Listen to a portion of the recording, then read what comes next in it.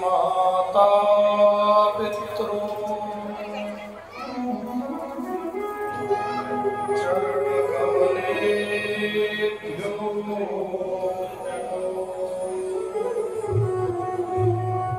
नमो नमः।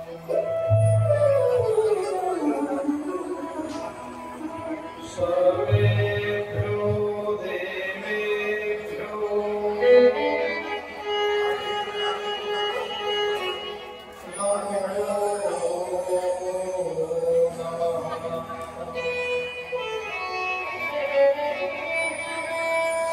सर्वेभ्यो ब्राह्मणेभ्यो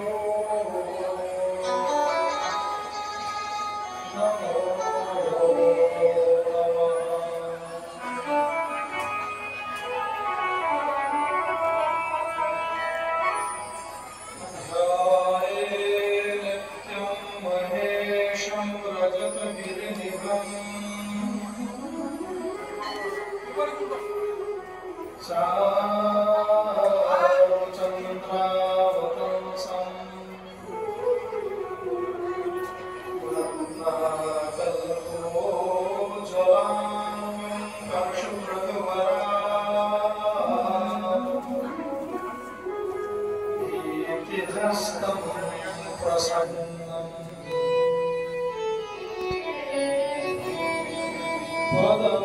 पदमासीनं समन्तातस्तुतममरगणे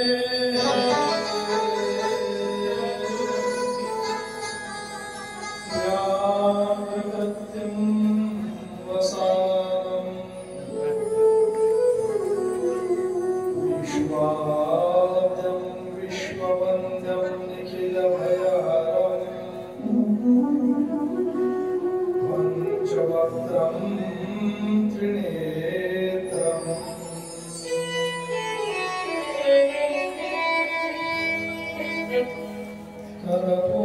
कर्पूरगौरं करुणावतारम्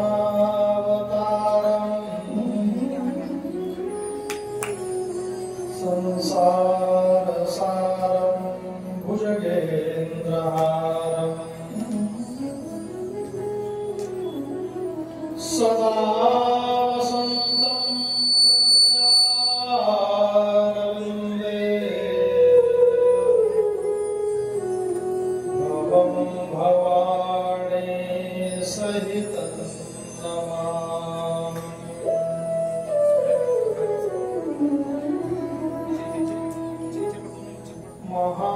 महायोगपीठे तटे भीमरथ्यां वरं पुण्डरीकाय दातुमिन्द्रे समागत्य तिष्ठन्तमानन्दकन्दम् परब्रह्मलिङ्गं भजे पाण्डुरङ्गम्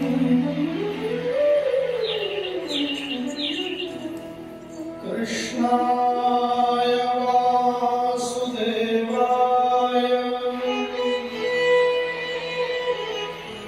हरये परमात्मने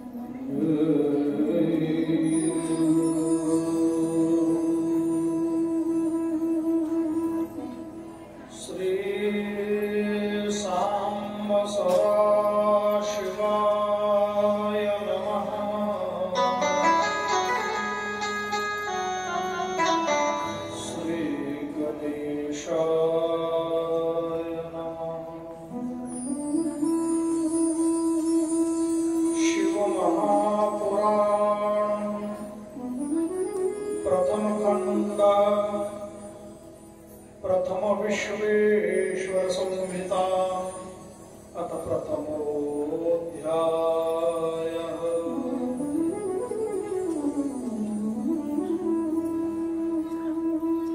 व्यास उवाच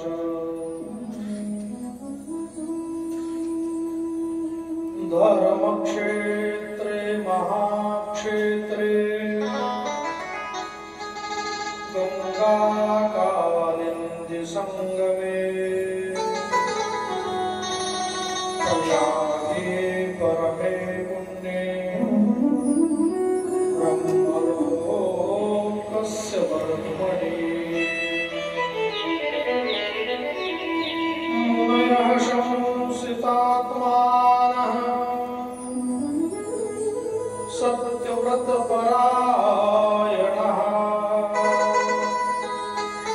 महोजसो महाभागा महासत्रं वितेनिरे।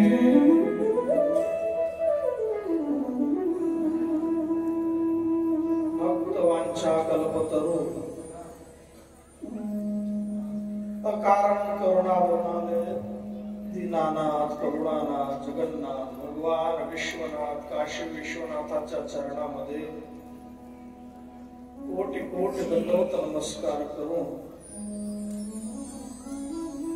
शिव महापुराण देवादिदेव महादेवाच्या कृपेने परम पूज्य परम प्रातस्मरणीय आम्हा तुम्हा सर्वांची श्रद्धास्थान ज्यांच्या तपेनं ज्यांच्या कर्तृत्वानं ही पृथ्वी किंवा हे क्षेत्र पवित्र झालं असे परम वैराग्य संपन्न परम संत श्री कृष्णजी महाराज यांच्या चरणामध्ये कोटी कोटी दंडवत नमस्कार करून प्रातस्मरणीय अवधूत गुरुजींचं मंगलमय स्मरण करून संत महात्मा यती योगी विरक्त साधू संन्यासी या सर्वांचं यथायोग्य हार्दिक अभिनंदन करून कथेसाठी उपस्थित संपूर्ण मातृशक्ती भगवत भक्तांचं योग्य अभिनंदन।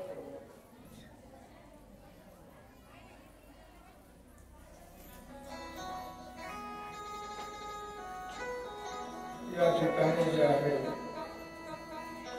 शिव महापुराण कथेचा आश्रय घेऊन भगवत संबंधी चर्चा भगवत भाव याचा विषय आपण पाहत आहोत। शिव महापुराणाची कथा किंवा कोणतंही पुराण जर घेतलं तर या संपूर्ण कथेमध्ये 3 गोष्टी प्रामुख्याने येतात। त्या 3 गोष्टी आहेत भक्त भक्ती आणि भगवंत। प्रभू किती पुराण किती कथा किती कीर्तन किती प्रवचन जे काही सांगितल्या गेले त्याच्या मागचा उद्देश एकच आहे बुडते हे जग न पहावे डोळा येतो कळवळा म्हणून या। आम्ही तुम्ही संसार सागरामध्ये राहत असताना आम्ही तुम्ही सर्व काही करतो पण जे करायला पाहिजे तेच करत नाही आणि म्हणून या कथा कीर्तन हे सगळं आहे। 3 घंटे 4 घंटे कथेत बसायचे पण आपण कधीतरी विचार करतो का की कथेत बसल्यानंतर कथेची प्राप्ती काय व्हायला पाहिजे श्रवणाची प्राप्ती काय व्हायला पाहिजे लक्षात घ्या। एखादा व्यक्ती एखादी गोष्ट जर सातत्यपूर्ण करत असेल तर त्या गोष्टीचा परिणाम त्याच्या जीवनावर दिसत असतो हे निश्चित। आता तुम्हाला माहित आहे काही महिन्यापूर्वी इलेक्शन झालं आणि इलेक्शन झालं. आता इलेक्शन मध्ये जो फिरणारा व्यक्ती होता, ते इलेक्शन मध्ये फिरणारा व्यक्ती प्रत्येक ठिकाणी जातो.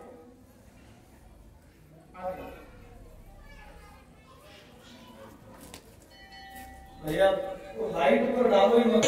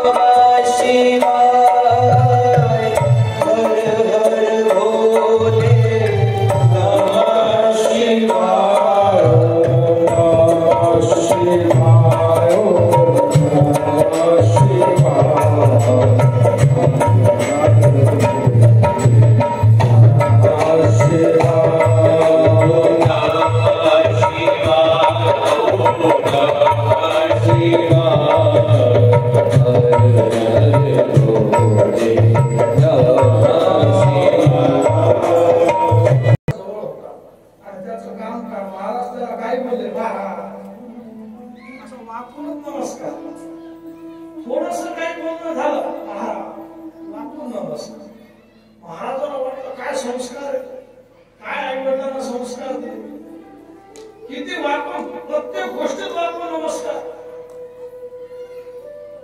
आता महाराज रात्री झोपायला गेले, त्यांनी सांगितलं काय सुंदर व्यवस्था केली. महाराज नमस्कार लगेच वाकला. महाराजाला आश्चर्य वाटतं, काही बोलून वाकून इतका नमस्कार. माणसं घरात कोणी वाकायला तयार नाही आणि इतका वाकून नमस्कार करतो, काय संस्कार. सकाळ झाली, योगा शेतातून वडील घरी आले, रात्री जागरणीला गेले आणि जागरणीला गेलेले, जागरण करण्यासाठी गेलेले वडील जेव्हा घरी आले, वडिलांना त्या महाराजांनी सांगितलं काही सांगा, खूप गावात फिरलो होतो, तुमच्या मुलासारखा मुलगा कुठंच पाहिला नाही. तर बापालाच आश्चर्य झालं, काय झालं, पण काय झालं का. आवड किती माणूस संस्कारी, काही जरी बोलतो वाकूनच बोलतो. म्हणजे महाराज तुम्हाला माहित नाही, काही वाकून तिकून बोलत नाही. पोरगा कसं आहे मलाच माहित नाही. फक्त ग्रामपंचायतच्या इलेक्शनला उभा राहिला होता, ग्रामपंचायतच्या इलेक्शनला उभा राहिला होता.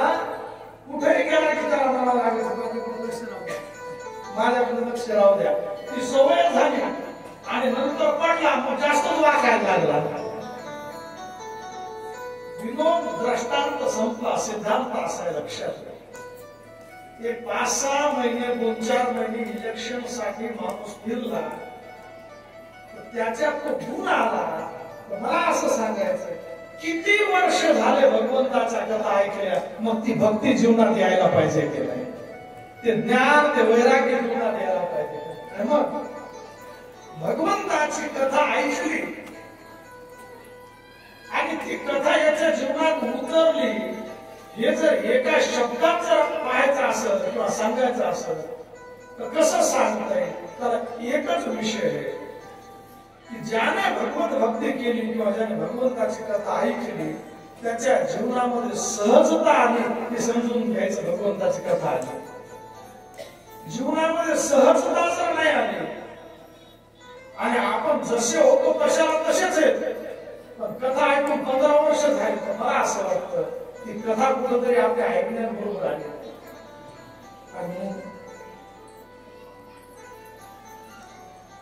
इतक्या वर्षाची केलेली साधना, इतक्या वर्षाचा केलेला नामजप, इतक्या वर्षाची केलेली पारायण इतक्या वर्षापासून केलेली ही सेवा, इतक्या वर्षापासून भगवंताचा खाल्लेला प्रसाद अन्नदान, याच्यातून जीवन परिवर्तित जर झालं तर समजून घ्यायचं भगवंताची कथा आपल्या कामी आली.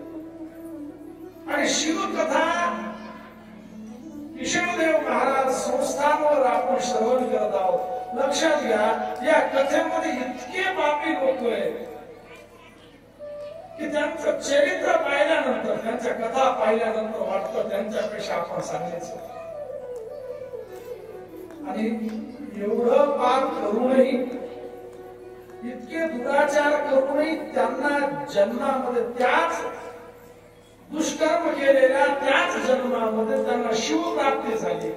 आपण कोणतंही वाईट काही एवढं केलेलं नाही. शिवपुराण कथेमध्ये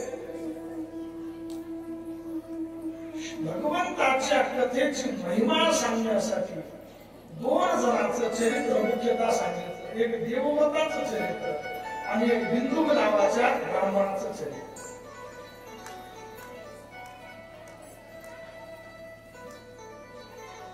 त्या देवव्रताचं चरित्र शिवपुराणामध्ये सूत ऋषी शौनकांना जेव्हा सांगतात त्यावेळेस तो देवव्रत नावाचा जो व्यक्ती आहे, तो देवव्रत नावाच्या व्यक्तीनं जीवनात असं पापच नव्हतं केलं की जे पाप शिल्लक. आणि म्हणून त्यांनी काय काय पाप केले याचं वर्णन करायची काही मला वाटते आवश्यकता नाही. पण कथेचा महिमा किती असतो, आणि कथा जर खरं अंतःकरणानं जर ऐकली आणि कथेत जर जीवनात उतरण्याचा प्रयत्न केला तर देवव्रताला जसं भगवत प्राप्ती झाली तशी भगवत प्राप्ती आम्हा तुम्हाला का नाही झाली हा प्रश्न नक्कीच निर्माण होतो.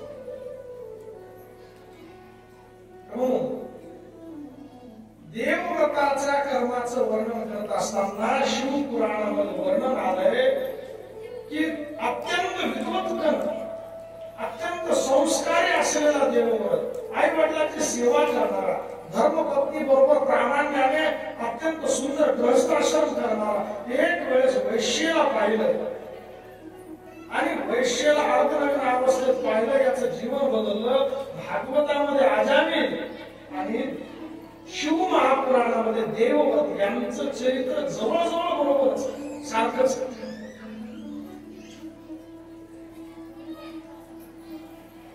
त्या देवव्रतानं आई वडिलांनाही सोडलं, धर्मपत्नीलाही सोडलं, आपला गृहस्थही सोडला आणि एक कुटील स्त्री जी आहे त्या वैश्यागामी झाला. तिचा भरण पोषण करण्यासाठी झोपलेल्या अवस्थेमध्ये आई वडिलांना बाजूला मारून टाकलं, असं शिवपुराणात वर्णन आहे देवव्रताचं. परंतु लक्षात घ्या, शिवकथा सांगते की भोग भोगणारा व्यक्तीच्या जीवनात भोग कधीच समाप्त होत नाही, भोगणारा व्यक्ती समाप्त होत असतो. रस्ता कधीच समाप्त होत नाही, चालणारा थकत असतो. तसं भोग जीवनात ते कधी संपणार नाही. म्हणून चरपट पंजरिका स्तोत्रामध्ये शंकराचार्याने सांगितलं, अंगम गणितम ललितम मुंडम दशन गृहीणम जातम तुर्णम वृद्धो याति गृहीत्वा दंडम तदपि न मुंचति आशापिंडम भज गोविंदम गोविंदम भज मूढमते प्राप्ते सन्निहिते मरणे नैने रक्षते दुग्रज करणे. जीवनामध्ये भोग संपणार नाही, भोग भोगणारा व्यक्ती संपत असतो. आणि म्हणून देवव्रत आहे ना, देवव्रत लक्षात घ्या बरं. देवव्रताच्या जीवनात वृद्ध अवस्था प्राप्त झाली, जिच्यासाठी सगळं काही केलं ती आता अंगावर बसकायला लागली. ज्वर शरीरात प्रवेश झाला, घरी कोणी सेवा करत नाही, घरच्यांना काढून दिलं.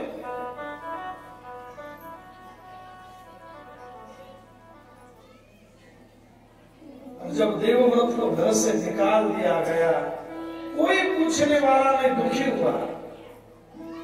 और दुखी देवव्रत जे आहे, घरातून काढून दिल्यामुळे आता राहायला स्थान नाही.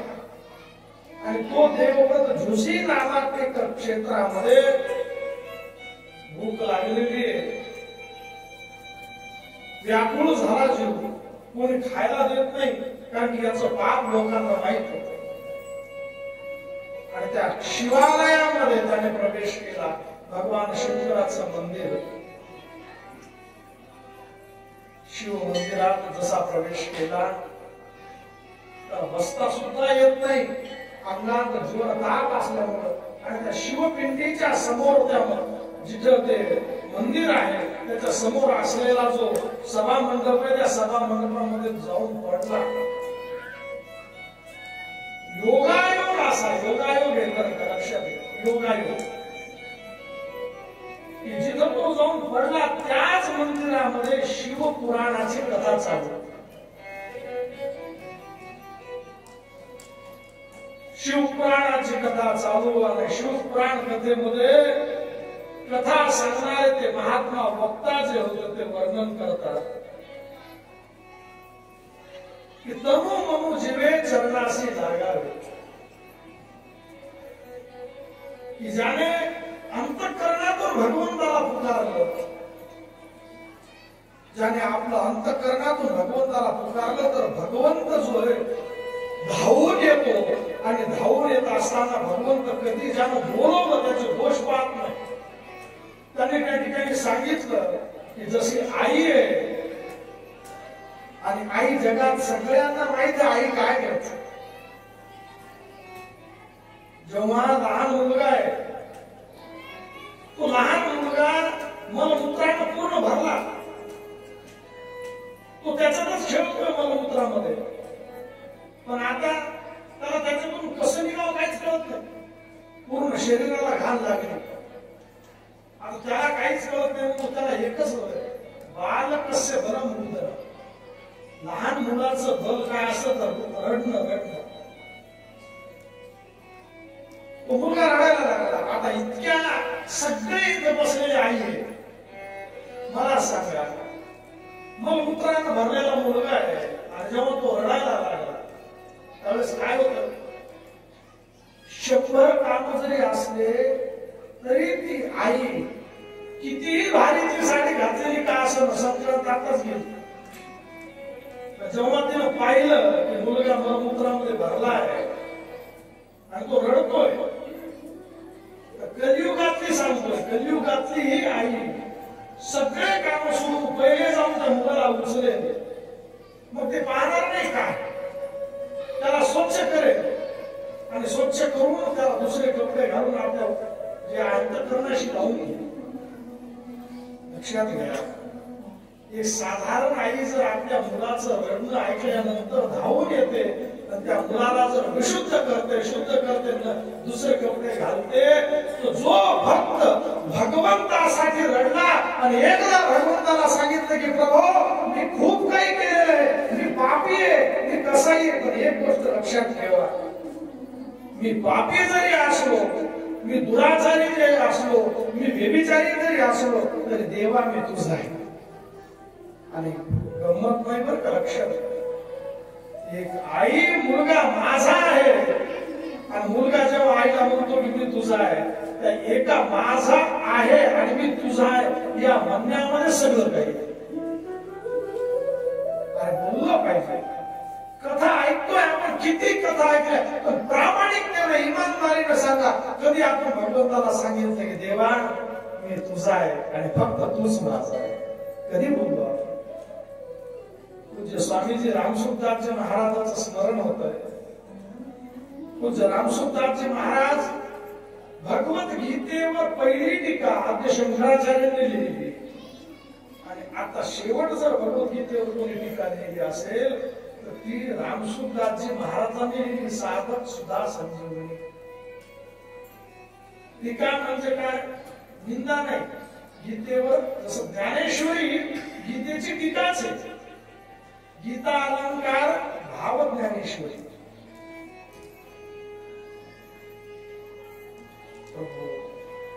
त्यांनी सांगितलं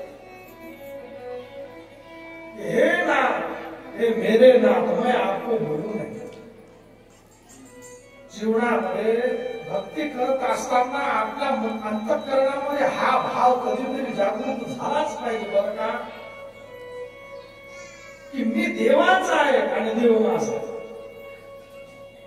आणि मग जेव्हा मी देवाचा म्हटल्या जातं आणि देव माझा म्हटल्या जातं त्यावेळेस संबंध स्थापित होतात.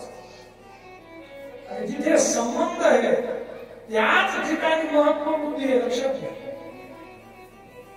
संबंध असला तर महत्व बुद्धी आहे, संबंध नसला तर काहीच महत्व नाही. त्यावेळेला सप्ताह चालू आहे, घरामध्ये पाहुणे आले आणि पाहुणे आले 2 दिवस का ऐकायला राहिले आणि सांगितलं येतो आता जातो. पाहुणे निघाले जाण्यासाठी, गाडीत बसून दिलं. अहो गाडीत पाहुण्याला बसून दिलं, 10-12 लोक गाडीत बसले, गाडी निघाली, आपण घरी होतो आणि अर्धा तास झाला की फोन वाजला आणि फोन वाजल्याबरोबर आपण फोन उचलला. त्या फोनवर संबंधित पुढचा माणूस बोलतो, अहो कावीमधून गाडी निघाली होती, मग दहेगाच्या जवळ येता येता ऍक्सिडेंट झाला. आता काय ऍक्सिडेंट झाला ऐकल्याबरोबर पहिले डोक्यात कोणाचा विचार, 12-13 माणसं गाडीत होते, विचार 12-13 जणांचा येणार नाही, फक्त पाहुण्याचा आहे, कारण की त्यांच्याशी आमचा संबंध आहे, संबंध आहे. ऐकलं की ऍक्सिडेंट झाला, घरी लगेच निघाले जाण्यासाठी कुठे पण परभणीला गेलं. परभणीच्या सिव्हिल हॉस्पिटल पर्यंत कसं तरी गेलो, पूर्ण रस्त्यात एकच चिंतन होतं की आपल्या घरी 2 दिवस राहिले, असं व्हायला नको पाहिजे. जाता जाता ऍक्सिडेंट झाला, नुसतं डोक्यात तोच विचार. सिव्हिल हॉस्पिटल मध्ये गेले, जेवढे 12-13 जण होते, कोणाचा पाय फ्रॅक्चर, कोणाचा हात फ्रॅक्चर, कोणाच्या डोक्याला लागलं, सगळ्याला आपण पाहिलं. प्रत्येक जण दुःखी आहे, त्या दुःखाला व्याकुळ आहे, पण आपण कोणाला सगळ्याला पाहू नये. आपलं मन तिथं नाही, आपण पुढे चाललो, आपण कोणाला पाहायलो की माझा पाहुणा होता. शेवट जेव्हा आपण त्या हॉस्पिटलच्या शेवटच्या रूममध्ये गेलं तर तुमचा पाहुणा जो काय होता त्याला काही लागलं नाही, मस्त चहाचा कप घेत बसला होता. जसा हातात चहाचा कप पाहिला बरोबर, अरे बापरे तुम्हाला काय झालं नाही, अवकाशाचं काय नाही, हा का चहाचा कप. आणि म्हणून आता सध्या चहाच्या कपाला खूप महत्व आहे, म्हणूनच मोदीजीनं सांगितलं चहा पे चर्चा. हा लक्षात घ्या, विषय दृष्टांत इतकंच आहे. गाडीमध्ये 13 लोक, 14 लोक, 12 लोक जे काही होते ते होते, पण तुम्हाला समाधान केव्हा प्राप्त झालं, जेव्हा तुम्ही त्या पाहुण्याला पाहिजे. पाहुण्याला काहीच लागलेलं नाही, 12-13 जे बाकीचे त्या सगळ्यांना लागलं, सगळ्याला लागलेलं असं, पण बाकीच्यांचे आपला संबंध नाही. आपला संबंध पाहुण्याशी. लक्षात घ्या, जगात कितीतरी लोक आहेत, पण ज्याचा संबंध भक्ताशी आहे, ज्याचा संबंध भगवंताशी आहे, मग भगवंत त्याला पाहतो आणि तो भगवंताला पाहतो. हे लक्षात घ्या, संबंध महत्वाचा आहे. आणि म्हणून आपल्याला डायरेक्ट देवाशी संबंध नाही करता आला चालेल, मग काय करा, कमीत कमी एखाद्या संताचे तरी चरण. देवाचे नाही ना पाय पकडतायत म्हणजे तिथपर्यंत आमचा धक्काच नाही, काय हरकत नाही, पण संतांचे चरण धरा. आणि तुम्हाला मी सांगेन, आपल्या इकडे किशन महाराजासारखे महान भगवत भक्त होऊन गेले आणि आम्ही तुम्ही खरंच भाग्यशाली की आम्ही त्यांच्या आश्रयात त्यांचे चरण पकडलेले, त्यांचे चरण पकडले. लक्षात घ्यावं, जिथं संत आहे, जिथं भगवत कथा आहे, जिथं भगवत भक्त आहे, तिथं स्वतः भगवंत आहेच. देवाला जर शोधायचं असेल तर कुठं शोधायचं? देवाचे राहण्याचे ठिकाण काही ठिकाणी सांगितले. हरिपाठामध्ये माऊलीला जर विचारलं तर सांगा बरं भगवंत कुठे, माऊली काय ठिकाण सांगतात? ज्ञानदेव म्हणे व्यासाची खुणा, द्वारकेचा राणा पांडवा घरी, भक्त तिथे भगवंत. हा सूत्र आहे. पांडव भगवंताचे भक्त आहे, द्वारकेचा राणा पांडवाच्या घरी. नारदाने भगवंताला विचारलं की भगवंता, आम्ही तुम्हाला भेटायला वैकुंठात यायचं, कैलास लोकावर यायचं, ब्रह्मलोकात यायचं का स्वर्गात कुठे यायचं सांगा ना. आणि बर मी तर येईल हो, पण बाकी हे कलियुगामध्ये जे जीव संसारामध्ये आहेत, जे तुमचं भजन करतात, जे तुमचं पूजन करतात, जे तुमची कथा ऐकतात, तुमचं नाव घेतात, त्या लोकांना जर तुम्हाला भेटायचं असेल तर ते वैकुंठात कशी येते? मग तुम्ही कुठे? त्याचं एखादं ठिकाण सांगा ना. भगवंतांना सुंदर स्थान सांगितलं.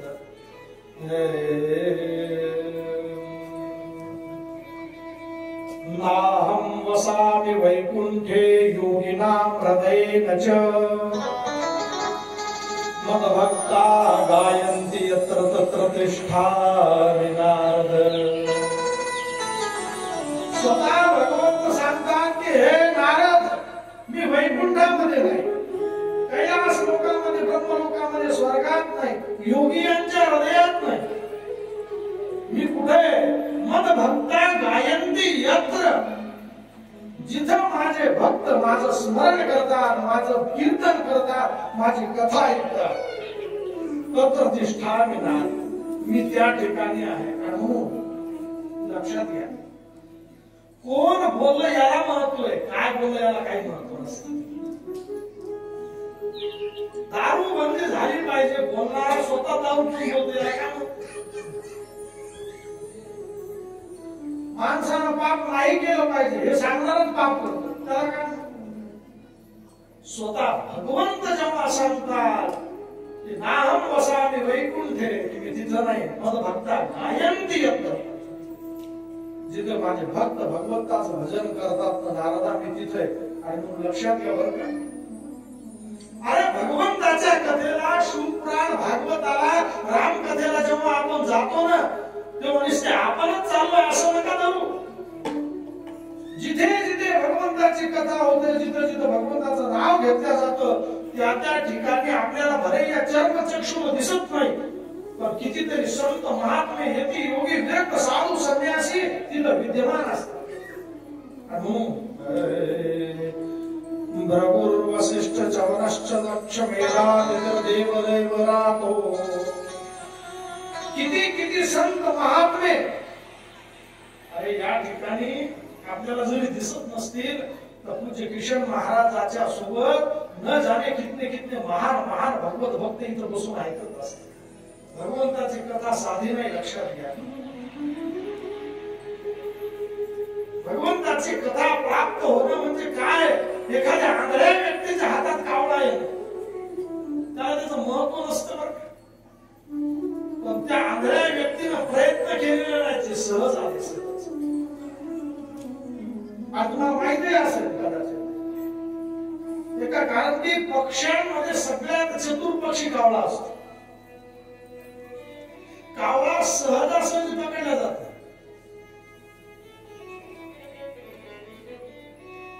आणि एका राजाच्या राज्यामध्ये त्या सभेमध्ये असं वर्णन चालत होतं. तर त्या राजाने सांगितलं, अच्छा कावळा पकडला जात नाही, म्हणजे जो कावळा पकडून आणेल त्याला अर्ध राज्य देतो. अर्ध राज्य म्हटल्यानंतर कोणाला नको, सगळे लागले कावळ्याच्या मागे. कावळ्याने विचार केला की अख्खे लोक आमच्या मागे लागले, काय कारण? ते हुशार झाले, माणसं दिसली उडायला लागली. कोणी काही टाकायला, दाना टाक, कोणी काय टाक, तरी कावळे काही खायला येईल. त्याच्या पुढची हात झाली, मेल्यानंतर त्या कावळ्याला ते शीत भात देतात, त्याच्यासाठी कावळे हे तयार नाही, अशी स्थिती झाली. 1 2 3 4 7 दिवस झाले, सत्ता संपत आला. राजाला विचारलं काय झालं कावळ्याचं? एकही झाले नाही. अहो कावळे धरले नाही ना, कावळे हुशार असतात बरं का, गावातले असो की पाखर असो, हुशार.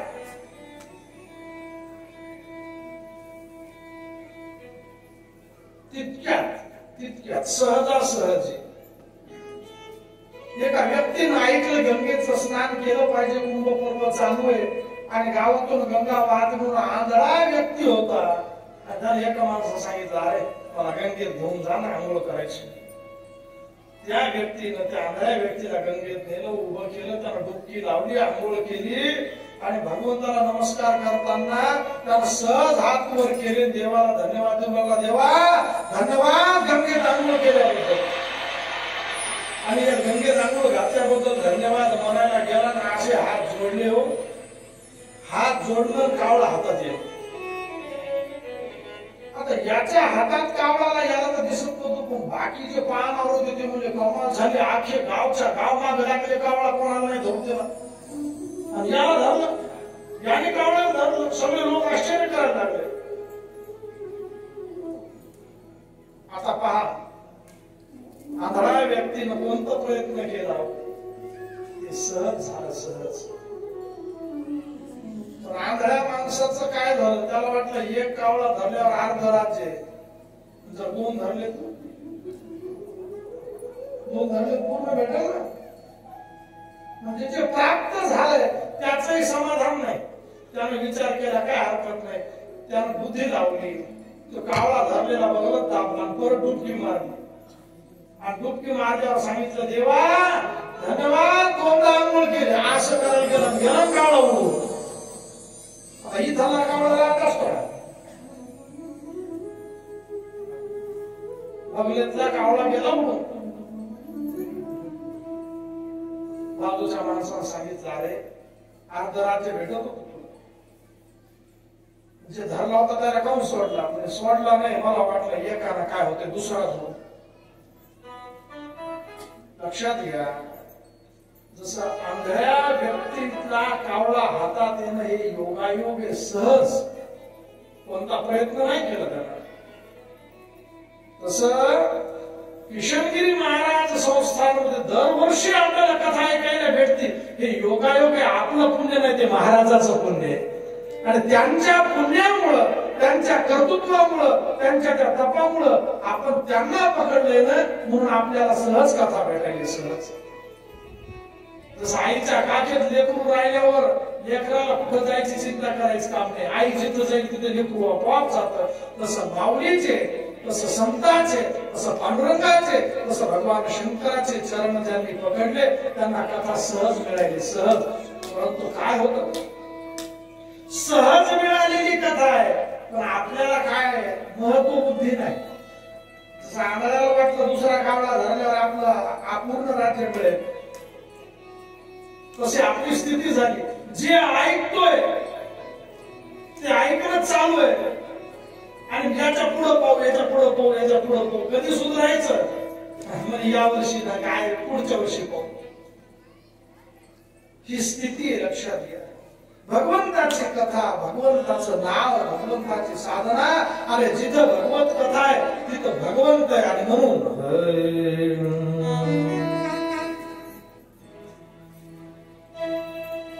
ओ शाम तेरे मिलने का, ओ राधे तेरे मिलने का, सत्संग ही बहाना है, शाम तेरे मिलने का, सत्संग ही बहाना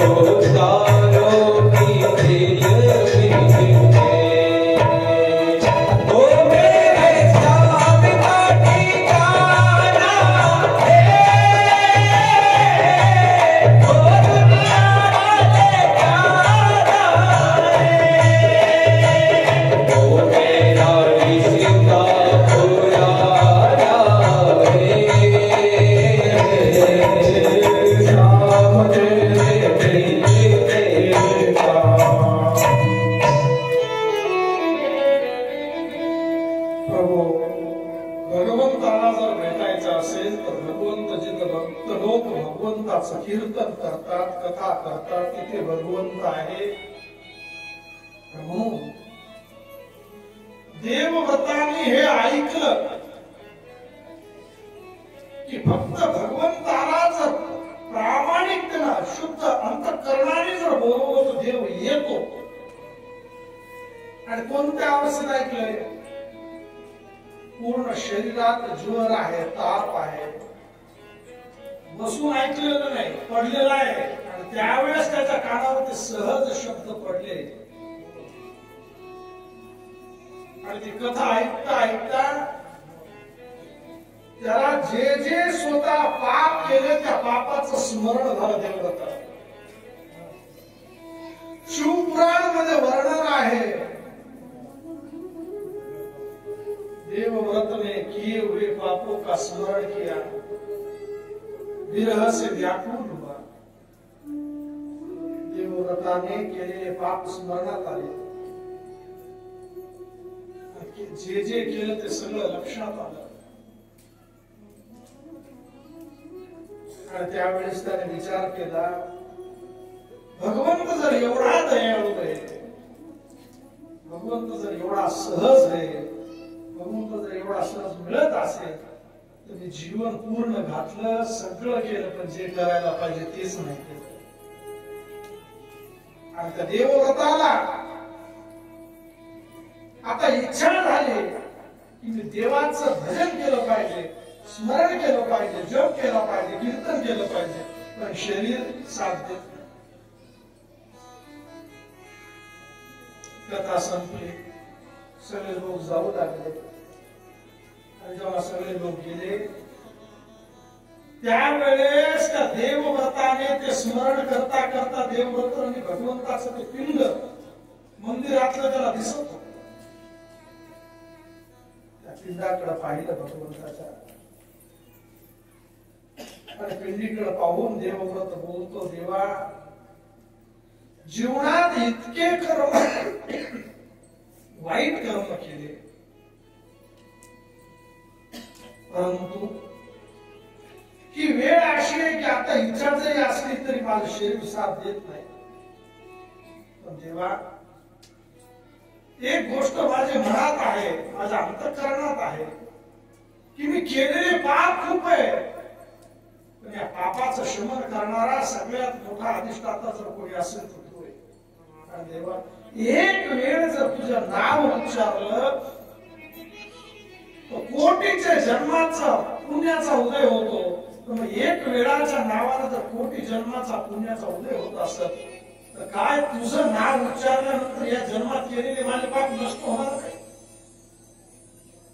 त्यावेळेस कंठावृत झाला. कंठावृत होऊन या ठिकाणी जे दोन्ही हात कसे बसे जे त्यांनी जोडले आणि भगवान शंकराच्या पिंडीकडे पाहून सांगितलं, देवा मी तुझा आहे आणि मी तुझा असल्यामुळं मला तू शरण दे. मी तुझ्या चरणाचा आश्रय केला. ओम नमः शिवाय. पंचाक्षरी मंत्र मुखातून उच्चारला. पंचाक्षरी मंत्र उच्चारण करून डोळे सजल झाले. झरझर झरझर करत डोळ्यातून अश्रूच्या धारा वाहायला लागल्या. अश्रूच्या धारा वाहताना देवाला परत पाहिलं, देवा झाली आता वेळ, आता मला ते राहू शकत नाही, मला कळतं, पण देवा जाता जाता का होईना पण तुझा होऊन चालू लक्षात आलं. बस महाराज देवाला बोलणं तितक्यात यमदूताने त्या देवव्रताच्या प्राणाचं उत्कर्षण केलं, त्याला आवडलं, पाशात बांधला आणि घेऊन जाऊ लागले. तेवढ्याच वेळात शिवगणही तिथं प्रगट झाले. शिवगणाने पाहिलं, यमदूतांनी पाहिलं की तुम्ही इथं कसं काय? म्हणजे हा जो व्यक्ती हा कैलास लोकांमध्ये जाण्याचा अधिकारी आहे. यम लोकांनी सांगितले, यमदूतांनी तुम्हाला माहिती आहे तुम्ही रांग नंबरला कुठंतरी नंबर चुकलाय तुमचे. म्हणजे कसं काय? अहो हा वैकुंठामध्ये कैलास लोकांमध्ये ब्रह्म लोकांमध्ये जाण्याचा अधिकारी नाही, हा नरकात जाण्याचा अधिकारी. पण नरकामध्ये नाही, हा जाईल तर भगवंताच्या शिवधामामध्ये जाईल. त्यावेळेस यमदूताचा आणि शिवदूतांचा संवाद झाला. मग शिवदूताने सांगितले काम करा, तुम्हीच जा, तुमचे जे धर्मराज आहेत त्यांना विचारा या कुठं पाठवायला पाहिजे. यमदूत गेले. लक्षपूर्वक ऐका. धर्मराजाच्या सभेमध्ये ते यमपुरीमध्ये धर्मराज बसलेले आणि यमदूत जेव्हा गेले धर्मराजाच्या लक्षात आलं हे दोघं गेले खाली हात आले म्हणजे काहीतरी गडबड आहे. सिंहासनावर उठले ते सेवक आहे त्यांच्या जवळ गेले आणि जवळ गेल्यानंतर त्या दोन यमदूताला धर्मराजाने विचारलं तुमच्या मनात काहीतरी कोलाहल चालू दिसतंय, काहीतरी तुमच्या मनामध्ये उद्विग्नता आहे, तुम्ही काहीतरी विचारण्यासाठी आलेले दिसत, काय शंका आहे विचार. यमदूताला सांगितलं महाराज तुम्ही पाठवलं होतं देवव्रताला आणण्यासाठी आम्ही गेलो होतो, तर त्या ठिकाणी शिवगण प्रगट झाले आणि ते सांगतात की हा शिवलोकामध्ये जाईल. धर्मराजाने डोळे बंद करताच सगळं काही चित्र डोळ्यासमोर उभं राहिलं आणि चित्र उभं राहिल्यानंतर धर्मराजाने दोन दूताला बाजूला घेतलं. सभेतून बाजूला लक्षात घ्या, प्रसंग डोळ्यासमोर उभा करा. दोन दूतांना बाजूला घेऊन धर्मराजाने सांगितलं एक सांगू का, म्हणजे काय, मी जरी तुम्हाला तिथं पाठवलं तरीही शेवटच्या क्षणाला भगवंताची शिवची कथा ऐकल्यामुळं भगवान शिवशंकरामध्ये त्या देवव्रताला प्रेम निर्माण झालं आणि प्रेम निष्ठ निर्माण नाही झालं, केलेल्या पापाचा पश्चाताप झाला. लक्षात घ्या बरं का, हे अंडरलाईन करा. आपण केलेल्या पापाचा जेव्हा आपल्याला पश्चाताप होतो त्यावेळेस कुठंतरी भगवंताची कथा आणि भगवंताचं नाम आपलं कार्य सुरू करत. पश्चाताप सममग्नी, पश्चातापासारखं पाप कर्माला जाणणारी दुसरी अग्नी कोणतीच नाही. म्हणून आपण केलेल्या वाईट कर्माचा पश्चाताप जर आपल्याला झाला तर मग भगवंताचं नाव आणि भगवंताची कथा त्याला जाळून टाकते पापाला. आपल्याला पश्चातापच होत नाही म्हणून आपल्यावर काही असरही होत नाही. लक्षात घ्या, वाईट वाटलं पाहिजे ना, मी कोणाचं वाईट केलंय ही भावना तरी जागृत झाली पाहिजे ना. त्या देवव्रताला पश्चाताप झाल्यामुळं त्या भगवंत नामाने भगवंताबद्दल प्रेम झालं, त्या कथेमुळे प्रेम झालं, पश्चातापाला त्याचे पाप जळाले आणि धर्मराज स्वतः यमदूताला सांगतात की एक गोष्ट तुम्हाला सांगू, म्हणजे काय, तीन लोकांना माझ्याकडे आणायचं नाही. हा लक्षपूर्वक काय का, धर्मराज सांगतात 3 लोकांना माझ्याकडे आणायचं नाही. 3 लोक कोणते? एक जो भगवंताची कथा वाचतो, दुसरा जो भगवंताची कथा ऐकतो आणि तिसरं की त्याला वाचता येत नाही, कथा ऐकायला वेळ नाही, तर घरी बसलाय, काम खूप आहे, पण बसल्या बसल्या विचार करतो कावीमध्ये सत्ता चालू झाला. किसन महाराजांच्या किती लोक आले असतात, किती लोक बसले असतात, किती अन्नदान चालू असेल, किती लोक आनंद घेत असतील आणि मला किती मागे काम लागलं, मी जाऊ शकत नाही, बसलाय घरी स्मरण इथलं करतोय. जो कथा वाचणारा, कथा ऐकणारा आणि कुठेही बसू गेला व्यवहारात, पण स्मरण अंतःकरणातून प्रेम भगवत कथेवर करणारा जो आहे, या 3 लोकांना धर्मराज सांगतात मत कथा वाचकम नित्यम मत कथा श्रवणे रतम मत कथा प्रीत मनसम नाहम दक्षिण तमनरम. स्वतः भगवंताचे वचन आहे. लक्षात घ्या, भगवंत 3 लोकांचा त्याग करत नाही, कथा सांगणाऱ्याचा. कथा ऐकणाऱ्याचा आणि कथेवर प्रेम करणाऱ्याचा. आणि म्हणून आम्ही तुम्ही खरंच भाग्यशाली बरं का, लक्षात घ्या. आवीच्या किशन महाराज संस्थांमध्ये जेवढे लोक बसले, जेवढे ऐकतात ते असं लिहून ठेवा. आपल्याला नेण्यासाठी यमदूत येणार नाही, आपल्याला नेण्यासाठी शिवदूत आणि नाही तर वैकुंठाचे भक्तच येतील. आपल्याला यमदूताचं दर्शन होणारच नाही.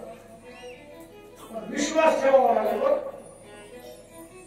आणि काही काही गोष्टी ऐकून विश्वास ठेवावा लागतात, ते प्रॅक्टिकल करायची गरज नसते. विष पेल्यानं माणूस काय होतोय, मग ते फक्त एखाद्याने विचारच केला कसं काय मग ते पाहायचं जमल का, हे ऐकूनच मानावं लागेल की विष पेल्यानंतर मरतंय. त्याला प्रॅक्टिकल करता येत नाही, करायला गेली भांडण होते. म्हणून पण इथं प्रॅक्टिकलही आहे आणि विश्वासाची साध्य 100% गोष्ट पक्की. भगवंत सांगतात, जे माझी कथा ऐकतात, जे कथा सांगतात, जे माझ्या कथेवर प्रेम करतात, त्या तिघांचा मी कधी त्याग करत नाही. आणि म्हणून शेवटच्या क्षणाला देवव्रतानं भगवंताची कथा ऐकली, ते शब्द कानात पडले, भगवंताची संबंध स्थापित केला. देवाला सांगितलं, देवा जसा असेल तुझा, तूच मला आता काय शुद्ध कर. म्हणून नरकात जाणारा देवव्रत भगवंताच्या शिवलोकात जाण्यासाठी तयार झाला. एक महत्वाचं सांगू, जसं विष अग्नी हे माहीत असो नसो याचा गुणधर्म सोडत नाही. स्वयंपाक चालू आहे, लाकडं त्याच्यात टाकलेले जळतात. एक जणांना सहज ते मुचकोताना लाकूड बाहेर ओढलं, एक इस्कू बाहेर पडला. गडबडीत होता माणूस, पंक्तीत बसायचं म्हणून त्याला आपला बंद घालायला पाहिजे, गडबडीत निघाला, त्याच्यावर पाय पडला. गरम अंगार होत ते, पाय पडल्याबरोबर समाधान महाराज विचार करा काय होईल, त्याचा चटका बस. अहो एका अग्नीच्या इस्तवावर पाय पडला, पुढच्या मग त्या माणसानं पाय पडल्याबरोबर इस्तवानं त्याचं काम केलं, त्याला झटकात बसला. अरे बापरे, मला पायात पळाला, पाय वर उचलला, पाय झटकू लागला. त्यावेळेस त्या माणसानं सांगायला पाहिजे का, माझं लक्ष नव्हतं चटका कस काय बसला, सांगू शकत नाही. एक साधा इस्तू स्वतःचा गुणधर्म सोडत नाही, त्याचा गुणधर्म आहे, त्याच्यावर पाय पडला ताप होणार. तसं भगवंताची कथा जी आहे, तुम्ही कथेत बसले आणि कथेत कसंही बसा.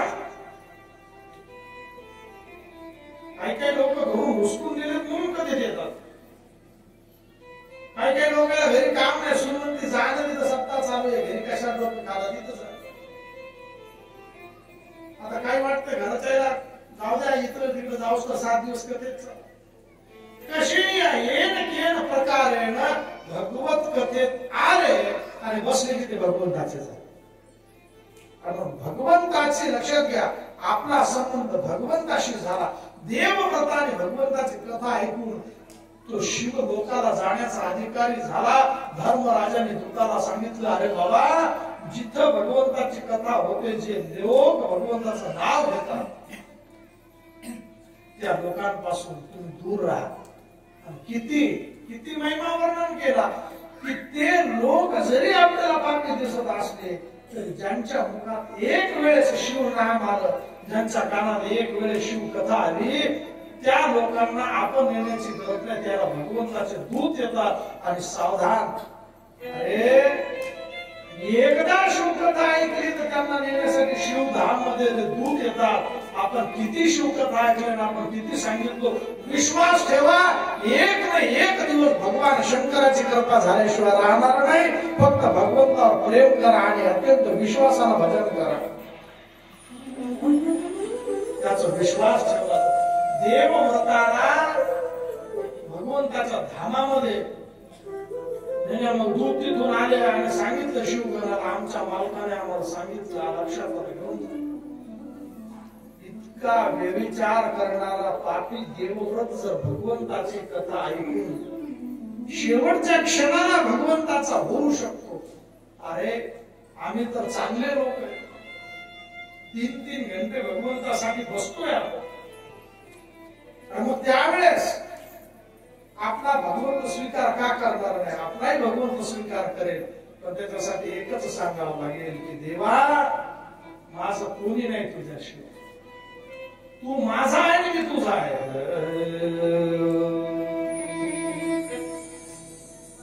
मेरा कोई न सहारा बिन तेरे, हे गोपाल सावरिया मेरे. मेरा कोई न सहारा बिन तेरे, गोपाल सावरिया मेरे. सगळे जण भगवंताला म्हणा, देवा तुझ्याशिवाय माझा कोणी नाही, एकमेव आश्रय तू आहे. आणि ते अंतःकरणातील पुकार आहे. मेरा कोई ना सहारा बिन तेरे, शिव शंकर बोले मेरे. मेरा कोई ना सहारा बिन तेरे, शिव शंकर बोले मेरे. मेरा कोई न सहारा बिन तेरे, शिव शंकर शंभो मेरे. मेरा कोई ना सहारा बिन तेरे,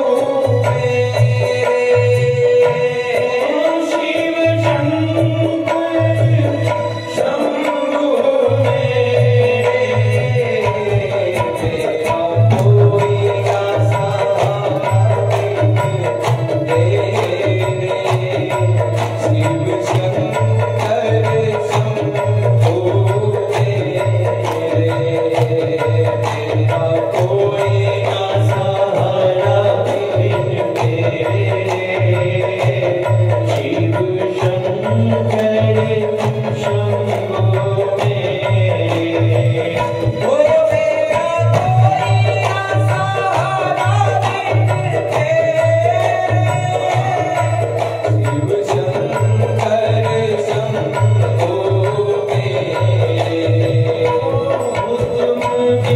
मेरे हो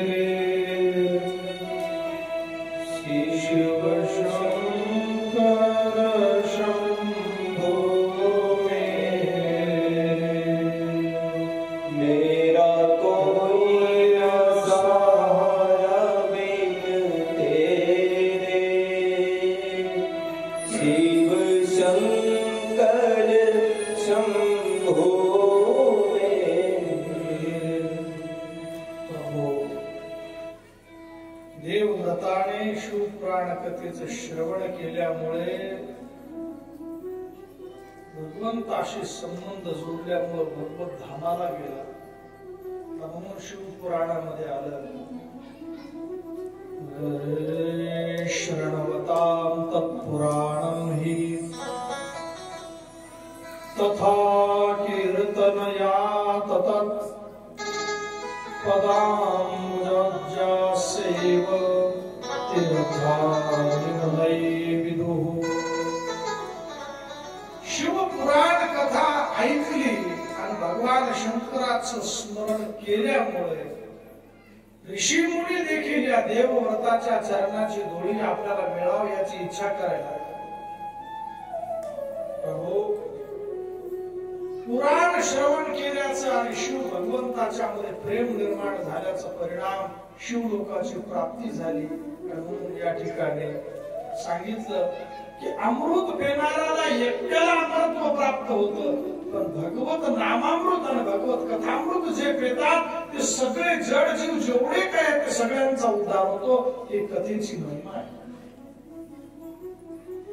शोणकाली ऋषींनी ऐकलं, अत्यंत आनंद झाला. म्हणजे महाराज, त्या कथेमुळे जर देवव्रत जो आहे तो या ठिकाणी देव लोकांमध्ये शिव लोकांमध्ये गेला का?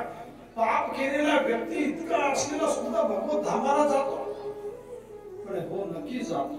याचा अर्थ लक्षात घ्या बरं का.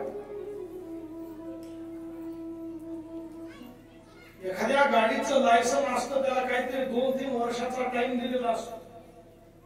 तर 3 वर्षाचा टाइम संपला की परत लायसन रिन्यू करावं लागतं.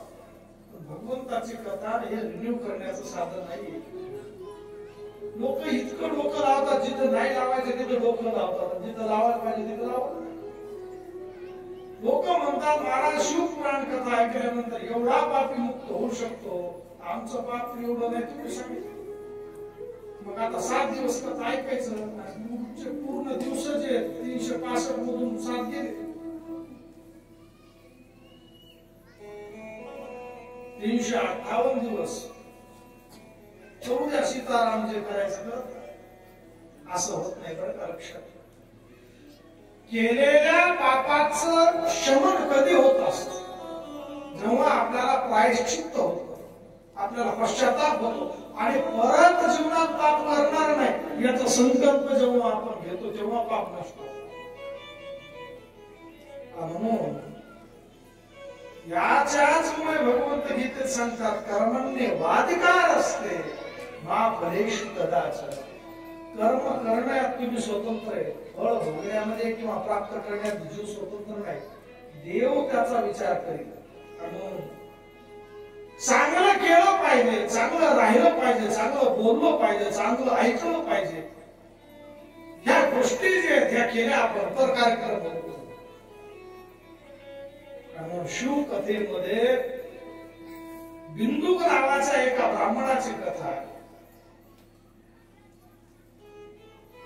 त्या बिंदुक नावाचा ब्राह्मणही तसाच, पण त्याची बायको जी होती भक्ती करणारी होती, शिव महिमा ऐकलेली होती, भगवान शंकराची अत्यंत पूजा अर्चना करणारी परम भक्ता होती.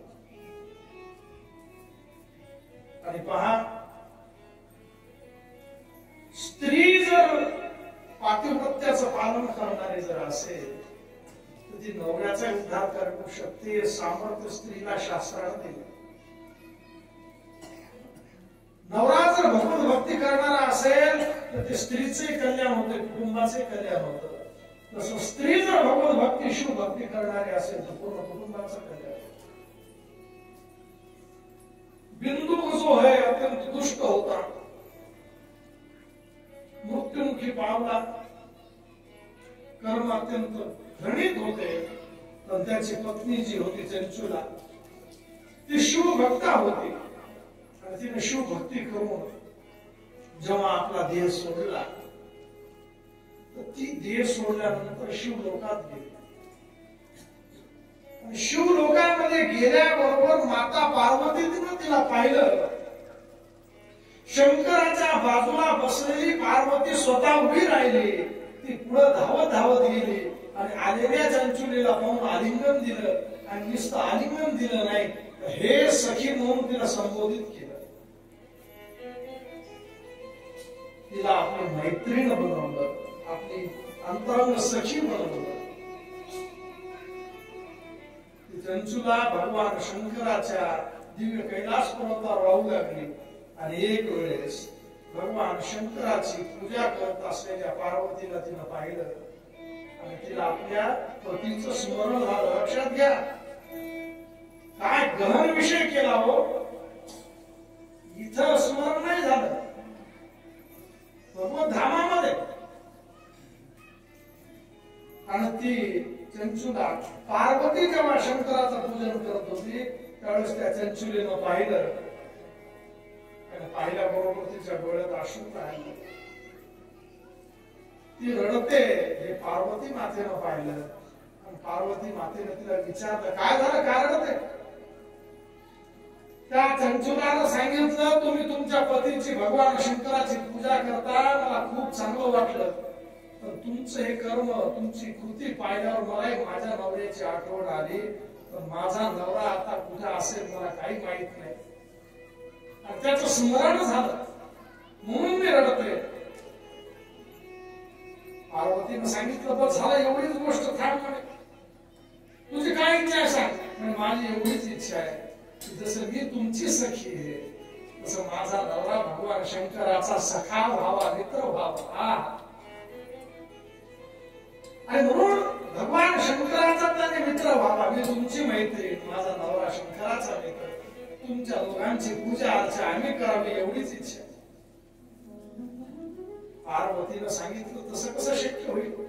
म्हणजे आई जर तू विचार जर केला तर तू परांबा परांपर ईश्वरी जगत माता तू पार्वती आहेस.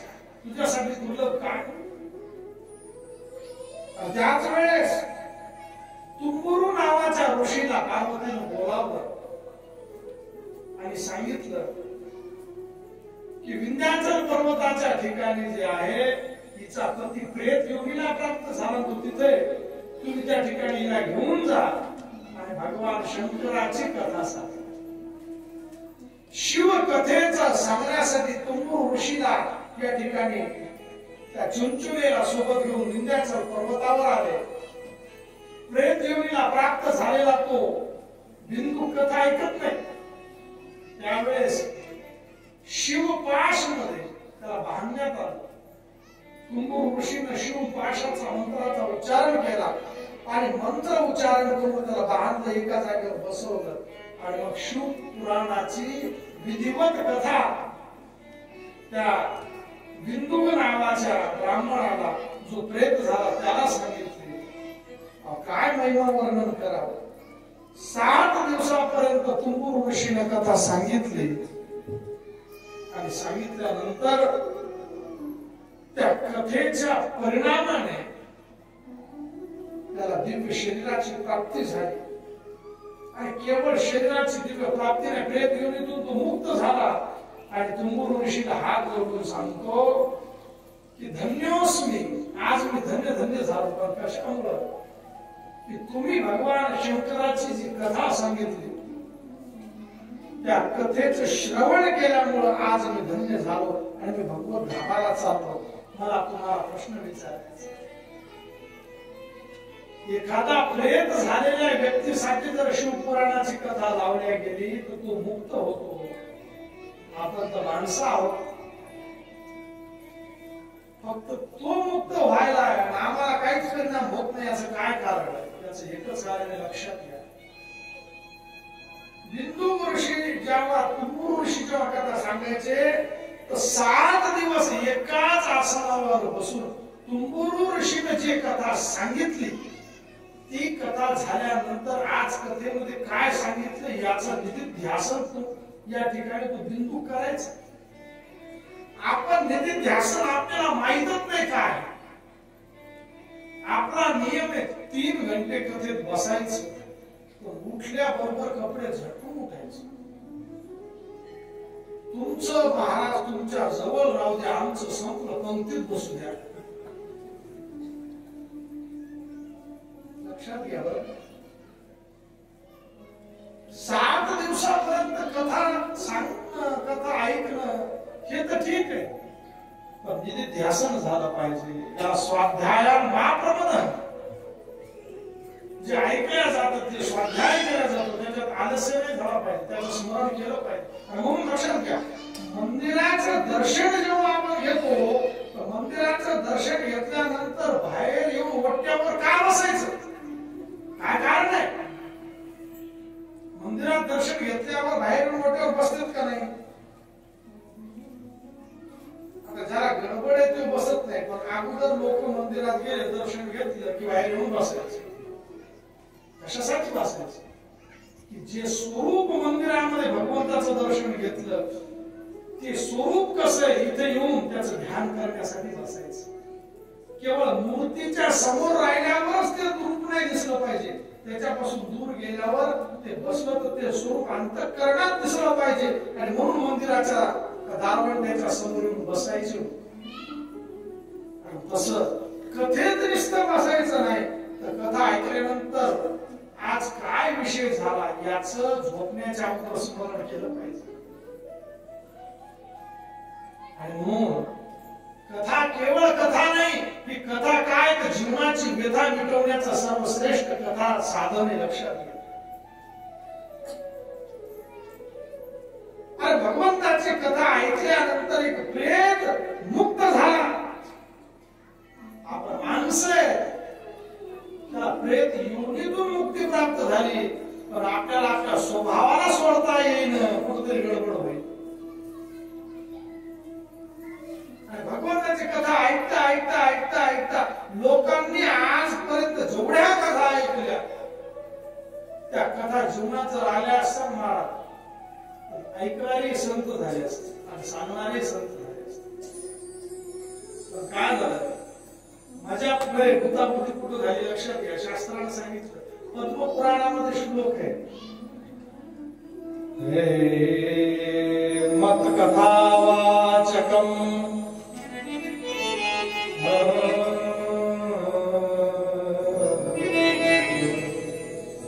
विप्रैर भागवती वार्ता गेहे गेहे जने जने करिता कर्णोभेन कथा सारस्ततो कथा. महाराज सगळ्यात महत्वाचं लक्षात घ्या, कथेचा असर कशामुळे होत नाही, कथेचा असर याच्यामुळे होत नाही. कथा घ्यायला आले की पहिले विचारतात, महाराजांना पॅकेट सांगून द्या किती द्यायचे. बरोबर आहे? कथेला आले विचारायला, तारीख घ्यायला, एकदा इथं सांगा बापा, उद्या भानगडणार. विप्रैर भागवती वार्ता गेहे गेहे जने जने करिता कर्णलोभेन. कथा कीर्तन करणाऱ्याला कर्णलोभ म्हणजे संपत्तीचा लोभ आहे. म्हणून जे कर्णलोभी आहेत, ज्याला संपत्तीचा लोभ आहे, त्याने किती जरी कथा सांगितली, किती जरी कीर्तन केले, त्याचा असर होईल. हे पद्मपुराणात आहे, लक्षात. कर्णलोभेन कथा सारस्ततो कथा. आणि ऐकणारे माहिती, महाराजाला आपण एवढं पॅकेट दिले, आपल्याला काय लाभ घ्यायचं काम. म्हणून या ठिकाणी वर्णन आलं शिवपुराणामध्ये की आपण निधिध्यासन, कथा ऐकल्यावर कथेचं स्मरण केलं पाहिजे, त्या कथेबद्दल काय ऐकलं त्याचं चिंतन केलं पाहिजे. आणि लक्षात घ्या बरं का, तुम्ही करून पहा. आता आज घरी गेल्यानंतर झोपायच्या अगोदर, झोपण्या अगोदर शांत 2 मिनिटं तिथं बसा, डोळे बंद करा आणि आज कथेत भगवंताबद्दल काय सांगितलं गेलं याचं स्मरण करा. आणि मग भगवंताचं स्मरण करून झोपा. अशा पद्धतीने जर कथा ऐकली आणि त्याचं निधिध्यासन केलं तर नक्की मी तुम्हाला सांगेन की शिवपुराणात वर्णन आहे की जो भगवंताच्या कथा ऐकतो, सांगतो आणि भगवंताच्या कथेवर प्रेम करतो, भगवंत त्याचा त्याग करत नाही. अरे एकदा इच्छा करा की भगवंताचे दर्शन आम्हाला झालं. एकदा इच्छा करा. आपली इच्छा सगळी हो, घराची इच्छा आहे, गाडीची, माडीची सगळी इच्छा आहे, भगवत दर्शनाची इच्छा नाही. म्हणून सगळ्यात सोपं जर काय असेल कलियुगात भगवत दर्शन.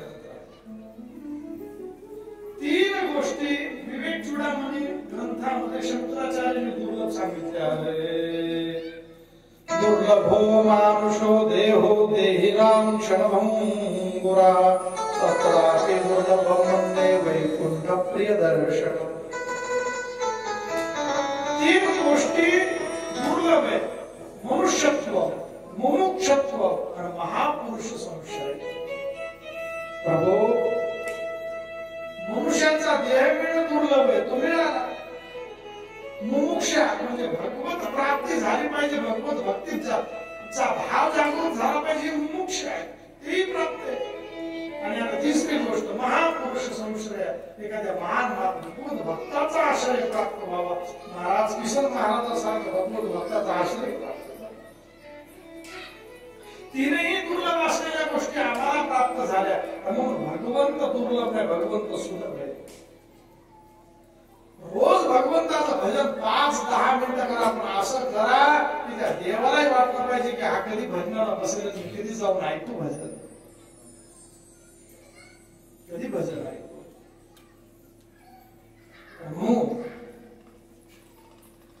भगवंताचं भजन जे काही केलं त्या भगवंताच्या भजनाचा परिणाम असा होतो की आपले जीवनाचे दुःख मिटून जातात. बिंदुक जो आहे त्या प्रेतयोनीतून मुक्त झाला, गेला, त्याला घेऊन गेले कैलास पर्वतावर शिवलोकामध्ये. आणि कैलास पर्वतावर शिवलोकामध्ये जसे घेऊन गेले तर जसं अगोदर चंचुलीला पाहिल्यानंतर पार्वती परत गेली आणि तिला भेटली, तसं आज स्वतः शंकर त्या बिंदुकला पाहतात आणि या ठिकाणून धावत जातात. हे सखा, हे सखा, हे सखा, हे मित्र म्हणून त्याला संबोधित करतात. जाऊन त्याला आलिंगन दिलं.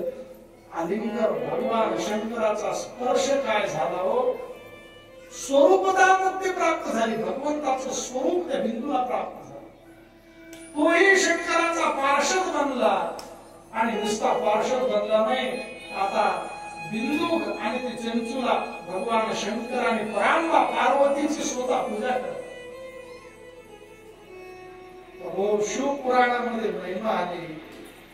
एका पत्नीनं आपल्या पतीचं स्मरण करून नरकात गेलेला प्रेत योनीला प्राप्त झालेल्या पतीलाही तिने मुक्त केलं. हा अधिकार दिला स्त्रियाला. म्हणून यत्र नारीस्तु पूज्यन्ते तत्र रमन्ते देवता असं शास्त्र. मातृशक्ती जी आहे, स्त्रिया भगवंताचं भक्ती करतात आणि तुम्ही सगळ्या मागण्या भगवंताची भक्ती करता. म्हणून कलियुगात धर्म टिकलाय. लक्षात, अत्यंत सुंदर भाव आहे. आणि मग आता या ठिकाणी बिंदुक जो आहे, बिंदुक आणि चंचुला भगवंताचं भजन करतात. हरि ओम मे ओम समाया है मेरा भोला नगर में आया है. हरि ओम में ओम समाया है मेरा भोला नगर में आया है.